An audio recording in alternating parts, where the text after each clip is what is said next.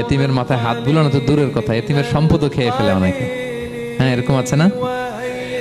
এতিমের সম্পদ দেদারসে গিলতেছে। দেখবেন যে লোকটা এতিমের সম্পদ গিলে, ওরে রোজা অবস্থায় এক ঢোক পানি গিলাতে পারবেন কিনা দেখেন। যে বলেন একটু পানি খান তো, খাবে না কেন? হারাম। তো ওই হারাম কিন্তু গিলতেছে ইচ্ছা মতো।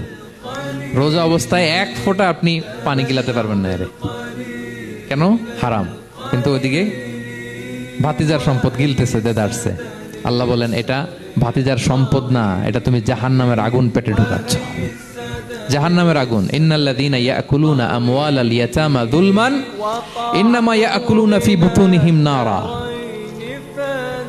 ওয়া সায়াসলাউনা সাঈরা। যারা এতিমের সম্পদ খায়, এটা সম্পদ না, এটা জাহান্নামের আগুন তুমি পেটে ঢুকাচ্ছ। সো এতিমের প্রতি যেন আমরা নমনীয় হই, তাদের মাথায় হাত বুলাই, তাদের জন্য খরচ করি, তাদের প্রতি যেন আমরা দয়াদ্র হই, কারণ আমার নবী এতিম